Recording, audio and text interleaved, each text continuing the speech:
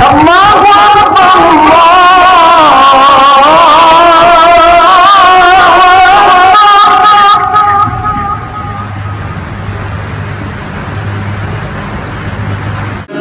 موسیٰ اشعری رضی اللہ تعالیٰ عنہ سے روایت ہے، فرماتے ہیں کہ اخرجت الینا عائشہ رضی اللہ عنہا کساء ملبدا وازارا غلیظا، کہ ایک دفعہ حضرت عائشہ رضی اللہ تعالیٰ عنہ ہمیں دکھانے کے لیے ایک پیواند لگی چادر اور ایک موٹی چادر یعنی تہبند جو لنگی ہوتی تھی آپ صلی اللہ علیہ وسلم کی، وہ لے کر آئی۔ تو جب وہ ان حضرات کے سامنے آئی تو فرمایا کہ قبض روح رسول اللہ صلی اللہ علیہ وسلم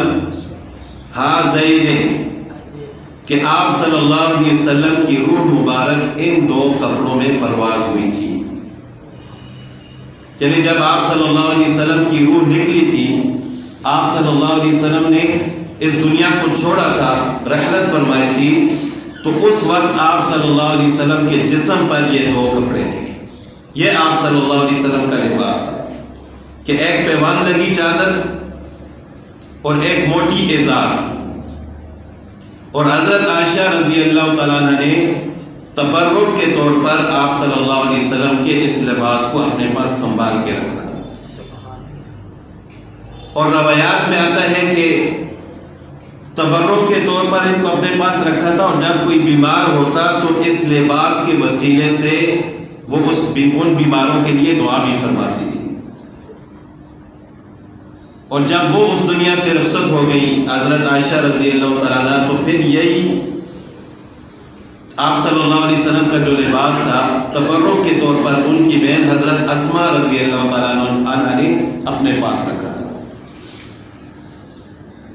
تو آپ صلی اللہ علیہ وسلم کی ذات اقدس تو ہے ہی برکت والی،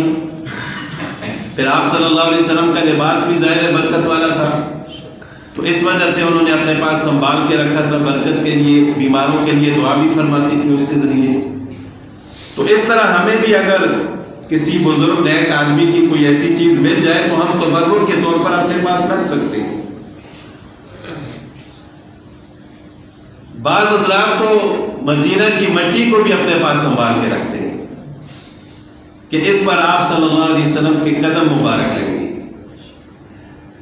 تو آپ صلی اللہ علیہ وسلم کے ساتھ جو چیز بھی تعلق رکھتی ہے، نسبت رکھتی ہے، اللہ تعالیٰ اس کا مقام بھی بلند فرماتا ہے۔